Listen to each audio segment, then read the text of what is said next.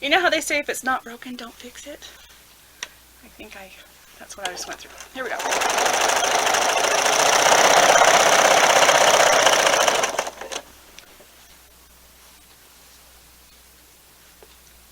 I'm sorry this is really loud. I'm still trying to figure out my equipment. And I know the microphone is right by the machine. I bought a microphone that could clip to my shirt, but it doesn't quite work. Alright, so here's that part where I have to adjust. Now, as an experienced sewer, you're even probably cringing at this, but as a newbie, I would not attempt this. But I actually do this more often than I want to admit, although I think this is probably the worst I've seen in a long time. So I just try to ease it in, and cover it, do the best I can. And now that I'm through that, I want to come back and see, yep, I got it all. Good job, Lynn. Alright. Hope that's the only one like that, but see, that was pretty easy. Oh, what I was saying earlier is I still kind of help my machine. I'm not pulling it, that's the last thing you want to do, but I'm just assisting with the machine moving forward, so it's not working so hard. Okay, now we are coming up on the corner. So here's my trick. So what you want to do is you want to come down to within 1/4 inch of the corner, or the width of the foot. In this case it's actually going to be 5/8. So it's going to be about right here. Some people will come down here and they'll tack it and stop right there. I learned a little trick from Jenny Doan from Missouri Star Quilting, and I love this, and my corners have been so much better since I've done this. But I do the same thing. I come down to this point, but then I sew off the corner. Instead of tacking it there, I just like run it off.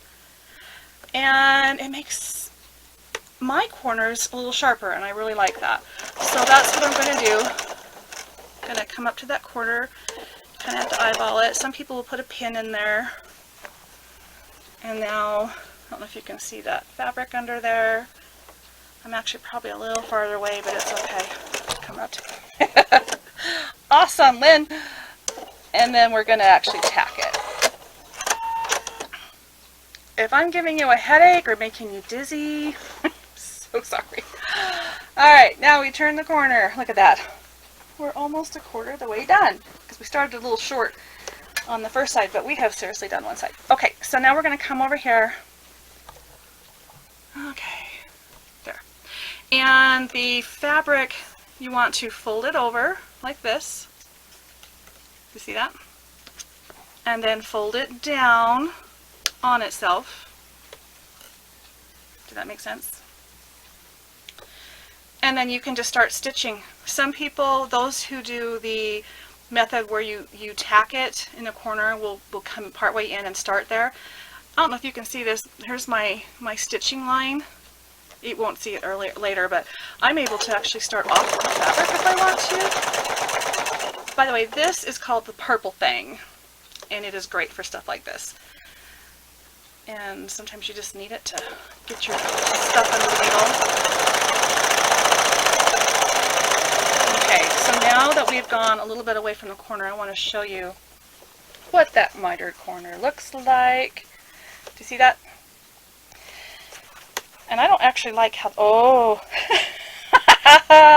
that is like the worst thing I've ever seen. Guess what? We're going to fix that. I think sometimes I want to call it a senior moment. I'm really not that old, but I'm old enough to know better. And now you get to see what it's like to rip that out. And yes, I do just truly grab it and rip it, because there's a lot of fabric here. If it was really delicate fabric, I would not do that, but look, it's gone. It's all gone. I can't believe I did that. Alright, let's try this again. You're going to fold it, not quite to the corner, evidently. Oh my goodness. That, you think I took the weekend off because it's Monday. Try this again. Alright, camera.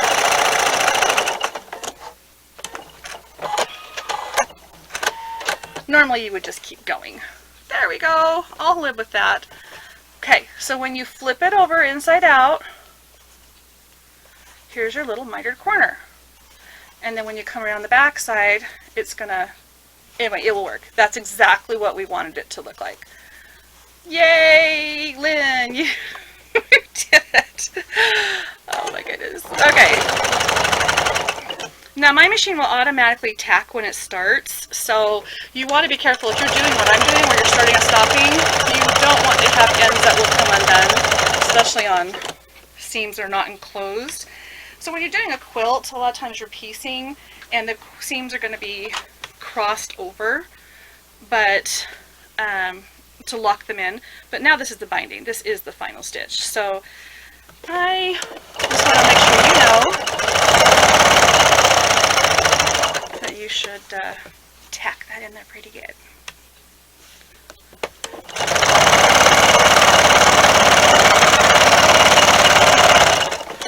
Now, if you haven't figured this out by now, I am not a perfectionist. I do want it a certain way, but I also am a realist. It's like, you know what? Sometimes things just are not perfect, and sometimes things really don't matter. And so I don't really care if this is a little off of the edge. I mean, that's your guide. But if it's slightly off and the needle wobbles a little bit to the left or the right, that's fine.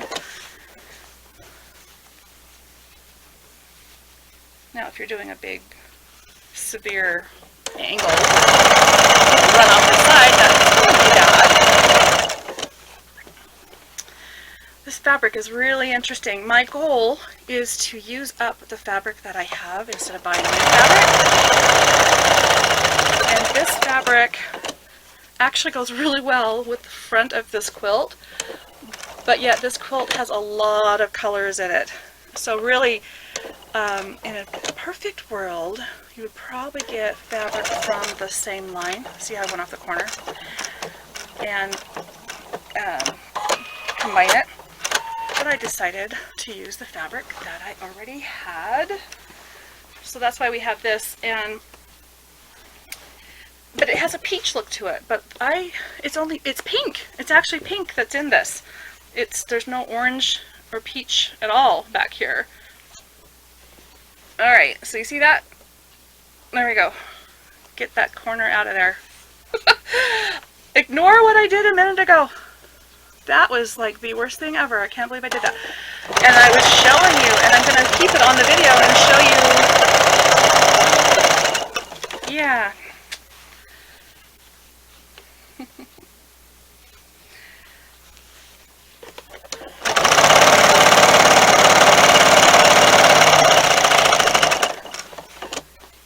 Okay, so we talked about the mitered corners, and I just said so you don't get a bulky edge, but I didn't really explain what that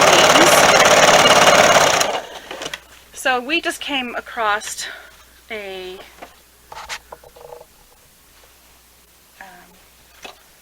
one of the mitered corners.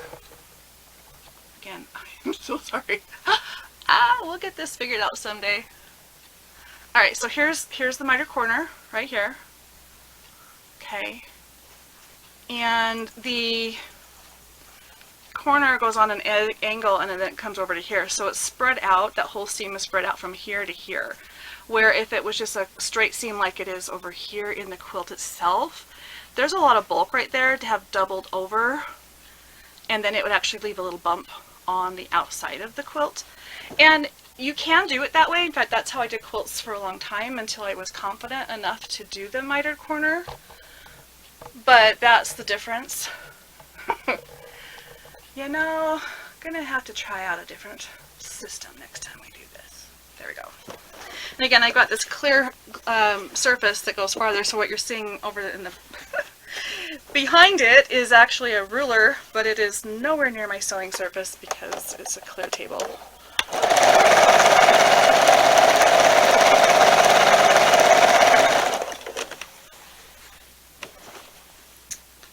And see, this is where I don't really use my Steady Betty, but I could.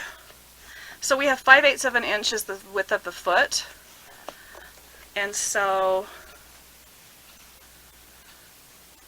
let's see, that's not, yeah, no, I always just look at that center line. Here's my center line, 1/4 inch. I don't know, it doesn't really apply to what we're doing. Now you're trying to explain something that doesn't matter. And the camera. Alright, figure this one out. Camera, lighting, and sound. Having issues with all of them. Oh, and my brain. We have to remember that as part of the problem. Yeah.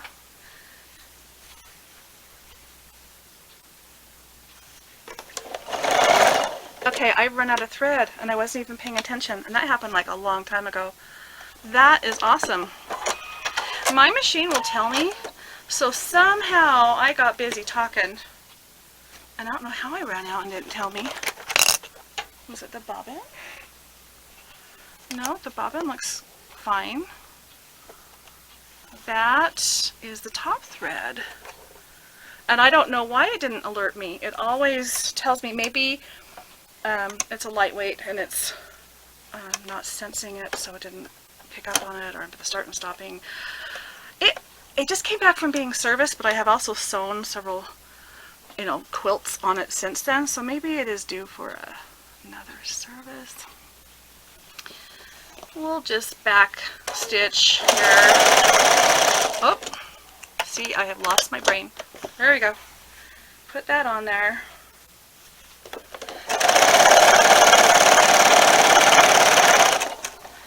And we're not even worried about that extra, you probably caught that, I had that extra bobbin thread, because it's all going to be incorporated in there anyway.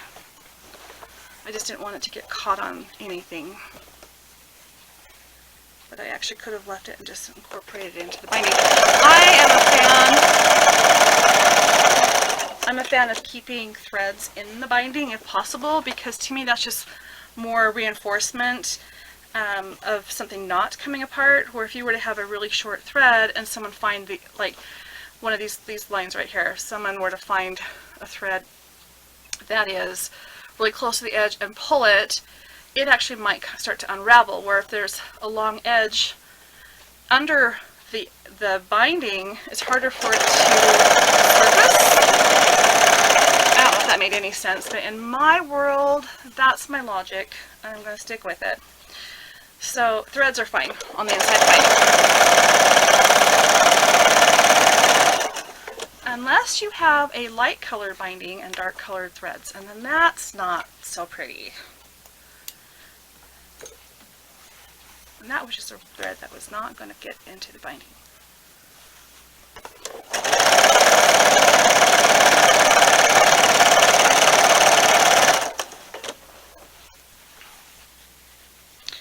I am probably going to do another video on binding and be a little more accurate or precise. And maybe less background noise. So I hope this makes sense. If it doesn't, don't worry, we'll be doing more.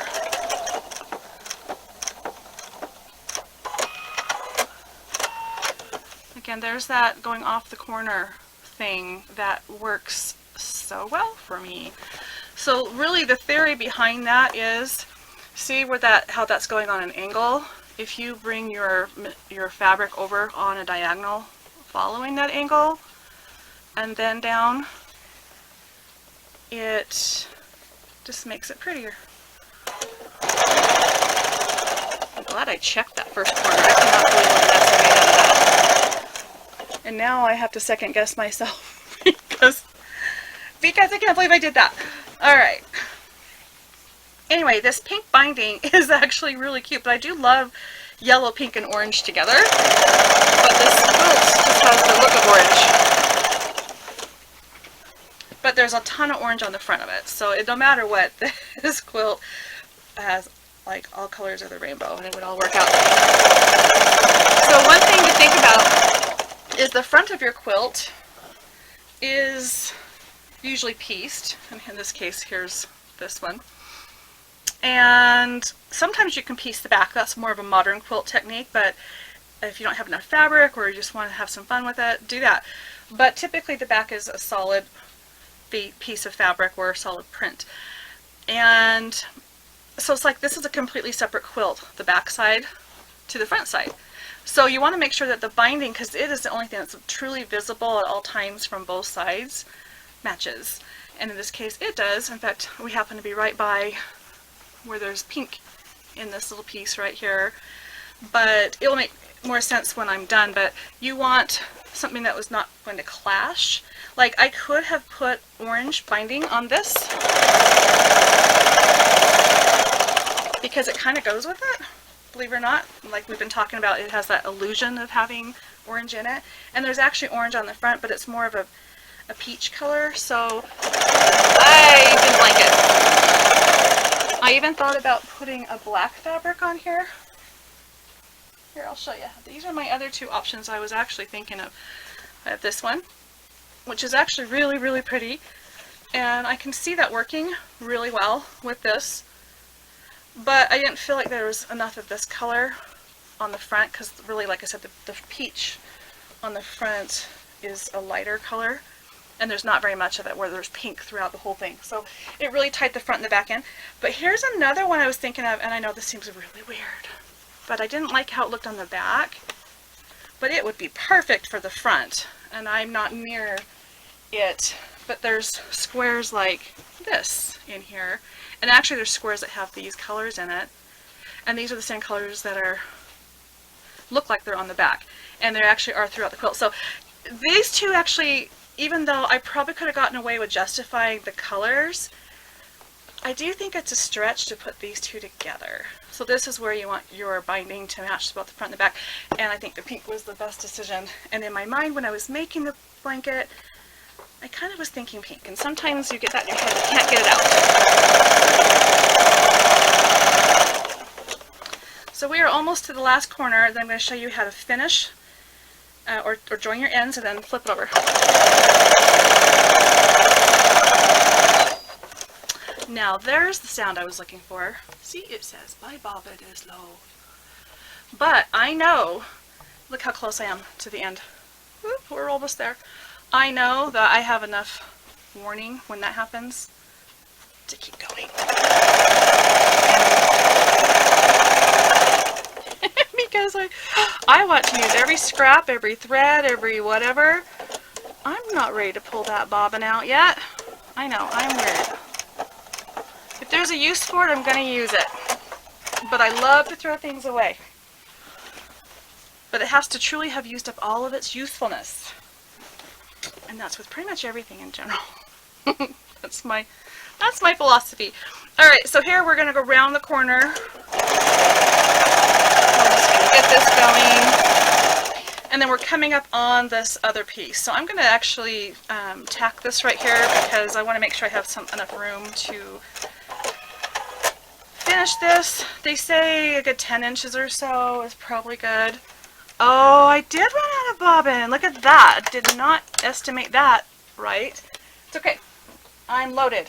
I have extra bobbins just for this. And then when I flip it over, I'm actually going to change the bobbin out anyway because I don't want white to show up on this side, and that's where the bobbin will be going. So I just need a little tiny bit more. That is funny. So at least, oh, I didn't make it off the end. Oh, I did make it off the end. Okay. This is just it trying to start and not getting anywhere. Funny. Alright. You just have to go with the flow. And then my machine has the automatic tack when I do the scissors. That's just a built-in feature that I've told it I want it to take advantage of. And we are doing okay on that. So just because it have a little overlap and stuff doesn't mean that's where from the first attempt the bobbin ran out. Anyway, yeah, we're going to be just fine. I like it a lot. Says Forrest Gump. Alright, so here we go. Now, the trick to doing this is you want to match these two ends. Two ways you can do this. One, just chop it off, give yourself a 1/2 inch so that you have a little bit of a 1/4 inch to do your seam, and then you have to deal with that bulk that's in there. Or the other is you can attempt a mitered seam. Now I do want a mitered seam, but ironically I have a mitered seam interfering right now with this process. And even though all the miters run the same direction, it's just what happens. I'm going to end up with two seams like probably within an inch of each other, and I think that's going to look kind of funny. So this is one of those rare times where I'm going to choose to make a straight seam, which actually will give you an idea of why you probably don't want to do this all the time. So you want to just trim that, add this to my 2.5 inch strip bucket. Now you're going to take your two ends, gotta give myself some slack. Voila. Right sides together, sew down, straight.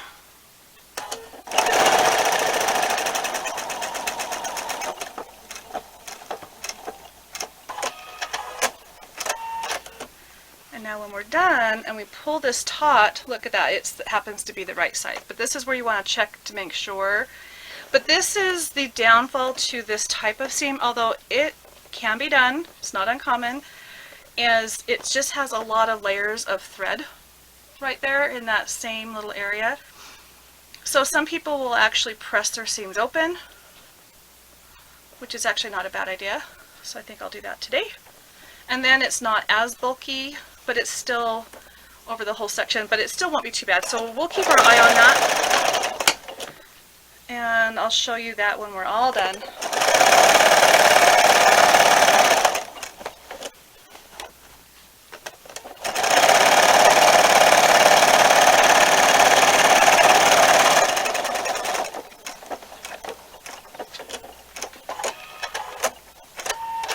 Okay, so now we are done. And it's time to flip it over. I don't usually have this many bobbin changes. Like I said, I hate changing thread and I hate changing bobbins, but it's a necessary evil. So now I am actually going to find a thread that matches this pretty closely, because it's going to be the top stitch on this side. And I could find thread, because I have a ton of thread that is this color, but why wind a bobbin when I have like leftover bobbins right here? I just need to make sure I have enough to go around the quilt once. So like some of these smaller bobbins like this one, I wouldn't trust that. Don't think there's enough in there. But this one right here is kind of pretty, and since the back is more dark and bold, the front's going to have that variegated. I like that. You almost don't see it. Anyway, if I went lighter, you would see it. So here's a super light pink, so you really don't want that unless you want your stitch to show. But I think this will be perfect for what I'm doing. So again, I'm switching it because my front and the back of my quilt are drastically different colors. And now that I'm flipping the quilt over, I want the bobbin thread to match the opposite side that I've been working on. And just kind of keep that in mind if you have fronts and backs. I like borders and bindings that are bold. Usually, you know, a pop of color, bright contrast. So this is just a way to do that without all the seams being so visible. There's that seam. That actually looks pretty good. Again, I have all these threads. The loose ones, yeah, I'm trying to get those out of there. Not too worried about anything else. All right, now at this point, it doesn't matter. Just grab any corner, but right side up. And because of the size of this and working with it on my lap, we're just going to grab a far corner because it will go better. And then I personally always start my quilts flipping them over on the corner. That's just my personal preference. I want to clean that up because corners are corners. So you want to fold it over, get as many threads in there as you can. So, and you're going to notice I'm doing a lot of tucking because I want to get all those little loose threads in there. And if it truly is loose, you know, take it off. But if it's attached, I say leave it on for reinforcement. Now remember, we have that variegated thread on the front. And I'm not too worried about, I got a rough start on that, but when I finish it and come all the way around, I'm going to actually go over this little part right here again. So that is okay, or otherwise normally I would back up. And there's different ways to handle that. We might run into that. But you see how this is about the width of the foot? And that works. So here's the front. Oh boy, got a little bit of a wiggle in there. That's alright. There's the back. And because it's dark, you don't see it. So if I end up off it or on it, it's okay, but I don't have a bright color saying, oh, that doesn't look right. This is where, if you really want it to be perfect, you would want to bind it by hand. But if you just want to get it done, and I feel like the machine quilting is a little more secure, because I just feel like there's more stitches per inch. So I don't have the patience for the hand binding, but it can be done. And